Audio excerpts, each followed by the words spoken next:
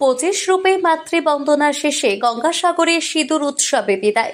উৎসবের প্রখর গোনা শেষ। 5 দিনের আনন্দময় উৎসবের সমাপ্তি ঘটল আজ বিজয়া দশমীর দিনে। শ্রীধাম গঙ্গাসাগর সার্বজনীন দুর্গাপুজো মণ্ডপে বাজল বিষাদের সুর। তবে বিসর্জনের আগে মহিলারা চিরায়ত সিঁদুর খেলায় মেতে উঠে বিষাদের মাঝেও এক উৎসবের আমেজ ফিরিয়ে আনলেন।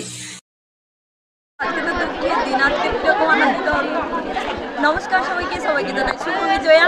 আজকের এরকম একটা দিনে দাঁড়িয়েছি, সত্যি সবার মন খারাপ, কিছু বলার মতো নেই। তবুও আমি ছোট্ট করে বলবো, সবার জীবনে আরও আসুক বছর বছর দুর্গা উৎসবটাকে। সত্যি আমরা এই মা এসছে, আবার কদিন পরে চলে যাবে, এটা ভীষণ মন খারাপের ব্যাপার।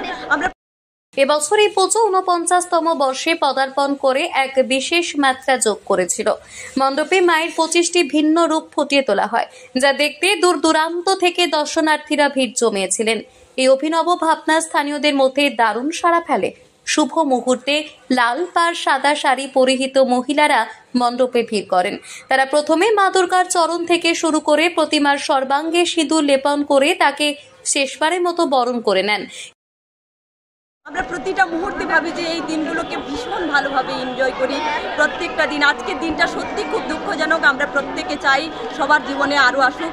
এই দুর্গা উৎসব কমিটি, আমার শ্রীধাম গঙ্গাসাগর মহালয়ার দিন থেকে দুর্গা পুজো হচ্ছে। আজকে আগের বছর 108টা দুর্গা ঠাকুর হবে। সভাপতি সাহেব বললো যেটা, আমরা এই দুর্গা উৎসব কমিটির একজন সদস্য। আমরা কি বলার কিছু নেই, মোটামুটি সবাইকে জানাই আরও একবার শুভ বিজয়। সিঁদুর খেলার মধ্যে কি মাকে তাহলে বিদায় জানাচ্ছি? সবাইকে সিঁদুর খেলার মধ্যে। এরপর একে অপরের কপালে সিঁদুর পরিয়ে সৌভাগ্য ও শুভ কামনা ভাগ করে নেওয়ার সেই দৃশ্য ছিল অত্যন্ত মনোগ্রাহী। সিঁদুর খেলার পর্ব শেষ হতেই শুরু হয় বিসর্জনের প্রস্তুতি।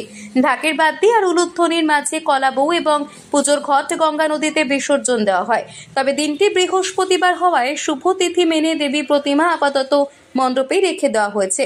সজল চোখে মায়ের বিদায়ের সুরেই গঙ্গাসাগরের মানুষ আবার আগামী বছর মায়ের ফিরে আসার প্রতীক্ষা শুরু করলেন।